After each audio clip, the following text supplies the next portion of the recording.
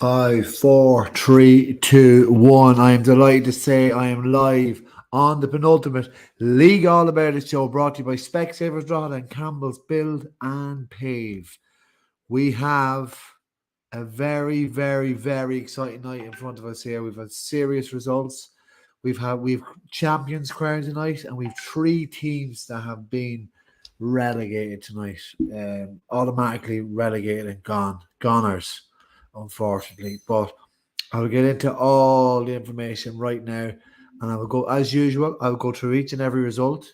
I will then talk about the interesting facts of each game, and then I will talk about permutations at the end and what it means for this Sunday, Saturday, and next Wednesday in the top half of Division 1 for some serious results and some serious celebrations going on as we speak. Right, let's go straight to it. Division 2, top half, deciding game, head-to-head, penultimate game, but it's nice to have them head-to-head. Hunterstown Rovers defeated the Joes to claim the Division 2 title. They were waiting to claim that for so long, and they finally got the job done. They're in Division 1 for 2025, 3-8 to 13. I'll tell you who got the goals for Hunterstown very shortly. In that other game, the Irelanders claimed the bragging rights 2-9 to 1-4 over the Clans.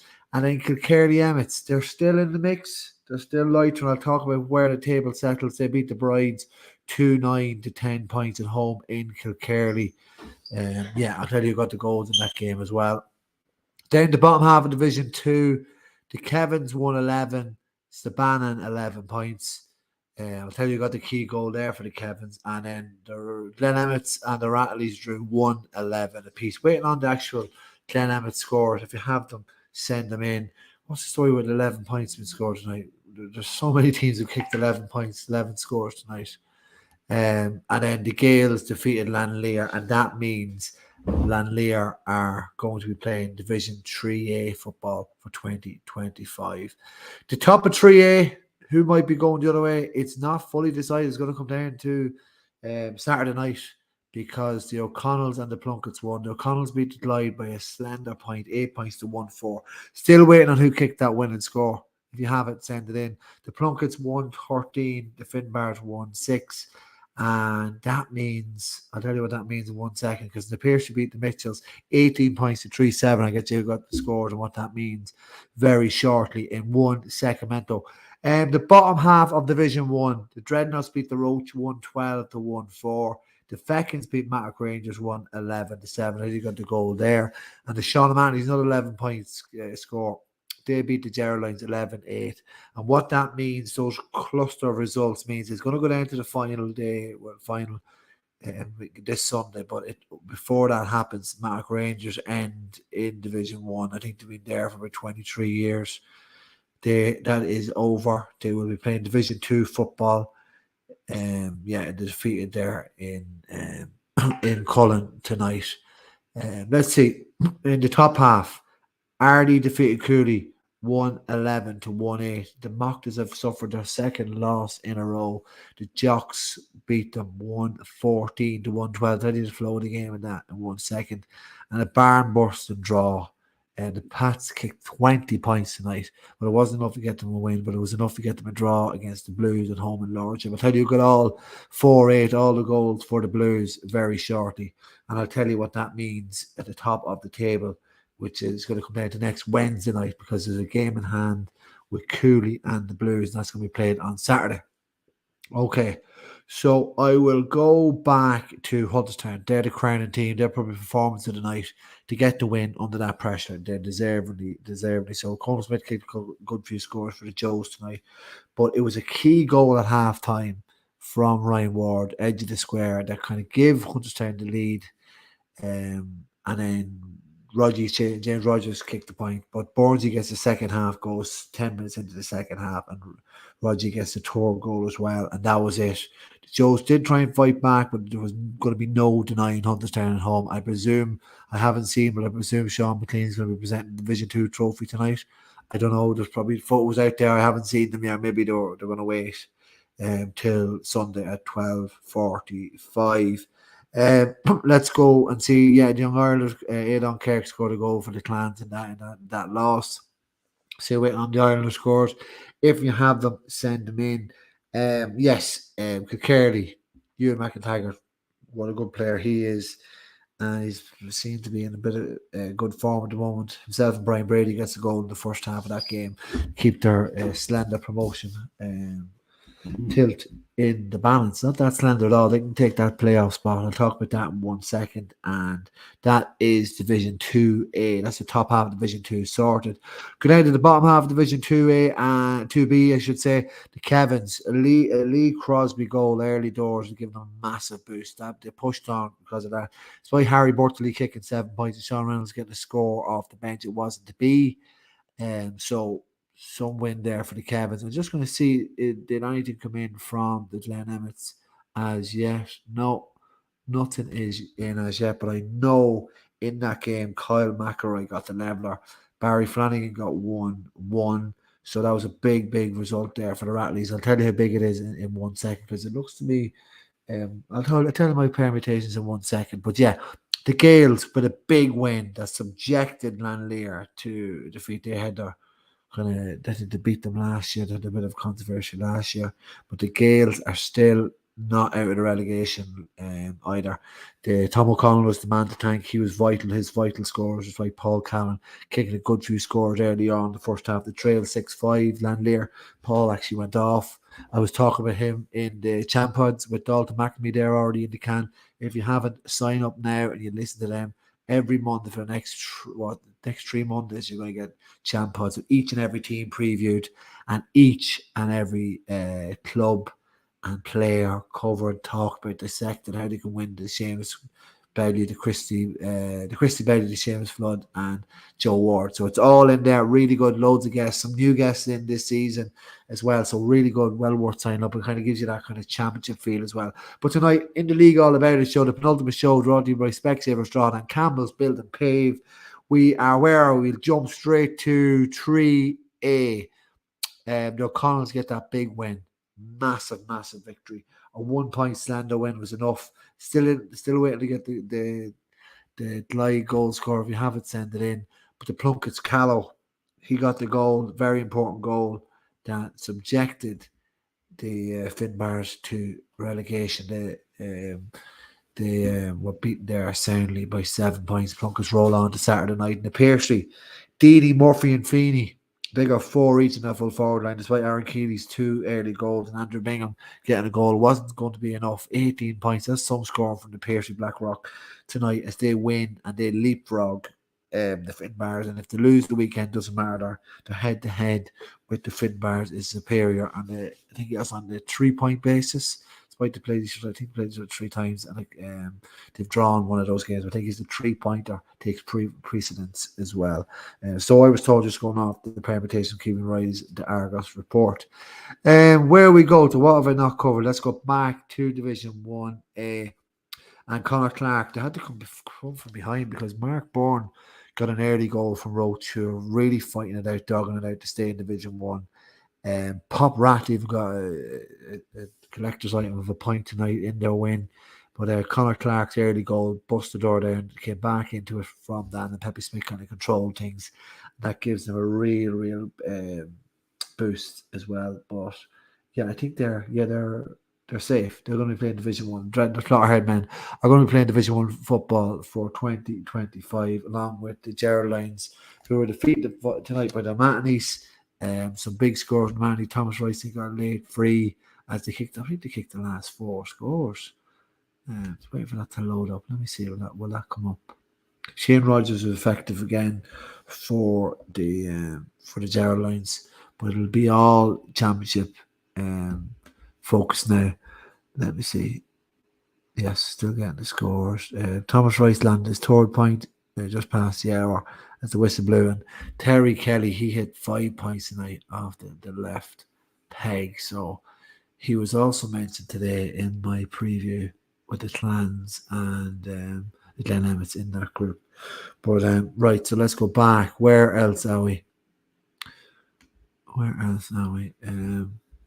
Yeah, Jamie McDonald gets a second half goal. It was tight enough with the Feckins and Mark. On a sad week for the Feckins club with Anton Mooney passing away. Great fella, great character, great family. He leaves a great family behind as well. That's tragic, but they honoured the great man and the great club stalwart for the Falcons with a win tonight. They're more or less, they're not fully safe, the Falcons. But my sympathy goes out to the Murray family, obviously. But yeah, they're not fully safe. I'll talk about that in 1 second. And I'll go right to the top of Division 1, where Ardee inflicted damage on Cooley, but they had to come right from behind. I think they were well down in that game. They won 7-7 down, maybe they were further back, and they came back and got the win. Waiting on didn't get the scores in as yet from either side, actually. It's a bit late, you know what I mean? It's Wednesday night, people have to work and get back to work in the morning.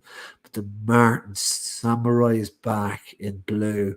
Kicked a couple of frees, turned them back into the game after Shane Lennon gets an early goal for the Mocktas. But they couldn't sustain that pace. John Clutterbuck comes off the bench for the Martins, had an impact to it. Serious goal, and Tom Gray gets the goal. And then from that, they don't look behind. Some comeback. That's 2 in a row. The Mocktas are gone down on the losing side. So they're still, I'll tell you where they are in 1 second.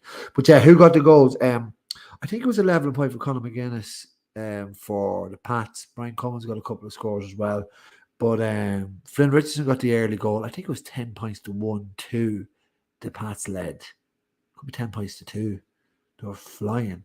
Darren Alley then gets a second one from the penalty spot. Andy McDonald gets a 3rd goal. Jack O'Heady, he gets the 4th goal.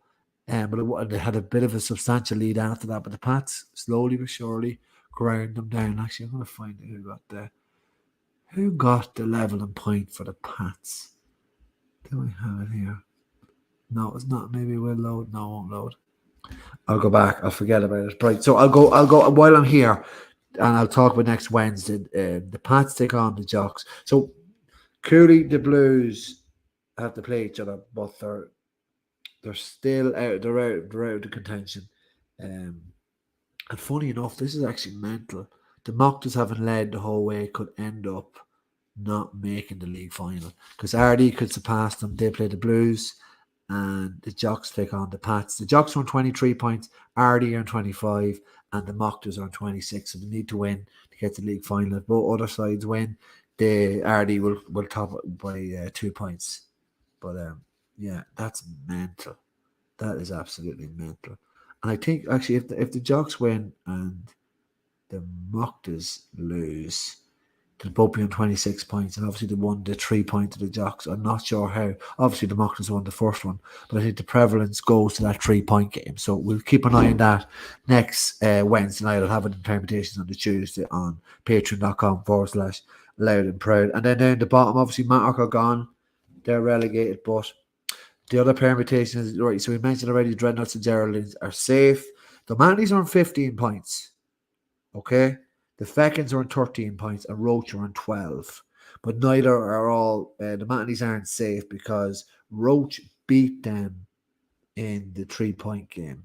And Roach take on Mattock. They could end up at 15. The Manlys and the Falcons, so they'll be dogging it out to fight. The Falcons win, they're safe. And obviously then the Geraldines and Dreadnoughts can just play the rest of the panel in that game. But yeah, so that's very interesting. Falcons and Sean and Manlys. If the Manlys lose and the Roach win, I think Roach go and pip them. And then obviously the Falcons will be safe as well. But if the Falcons lose and Roach lose, they're still going to be safe by a point because it's Roach who are in the playoff spot. And who's in that playoff spot? Who might be in that playoff spot? It could be Kilkerley or the Joes. It definitely won't be Hunterstown because they're the champions. Joes are on 27 points, Kilkerley are on 26. The Islanders are the best of the rest, then the Clans, and then the Brides on 12 points. Yeah, so Kilkerley take on the Islanders. That's on Sunday morning. And the Clans take on Hunterstown. That'll be a bit of a dud affair. Neither side of anything to play for. And then the Joes and the Brides. So the Joes need to win to stay ahead of Kilkerley. And if both sides lose, it's the Joes that will be taking on that second from bottom team in the championship. Because you could have Roach and the Joes. You could have the Joes and Anthony's. You could have Joes and the Falcons. You could have Kilkerley and the Falcons. You wouldn't know what combination, but there's 5 teams in the mix there for Division 1 spot next season.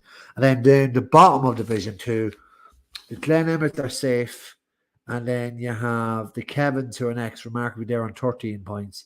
Glanlear are gone. So the other three teams are Stabannon, the Rattleys, and the Gales, all on 12 points. So that's massive. But the Rattleys have a whopping minus 77 score difference. But the fact that you have Stabannon and the Gales playing against you in a Derry Crilly derby, but those two teams are playing each other, so that means neither will they won't finish on 12 points.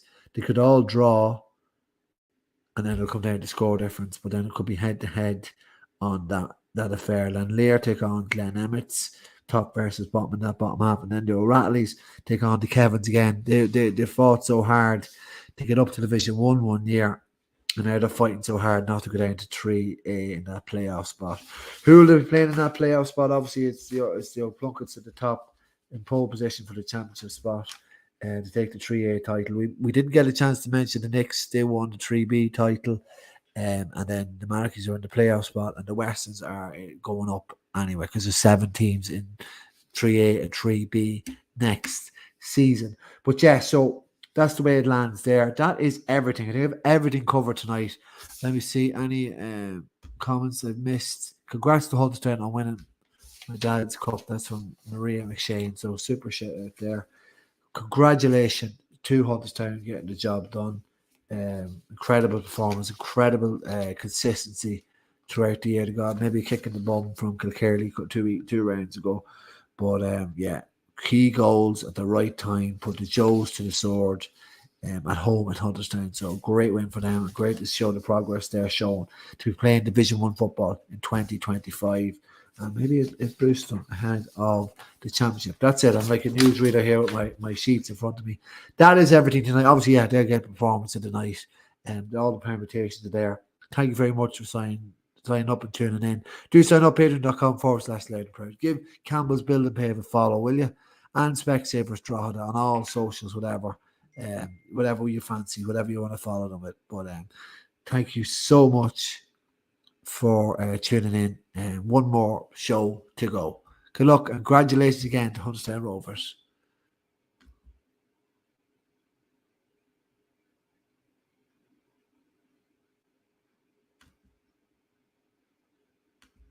Bye-bye.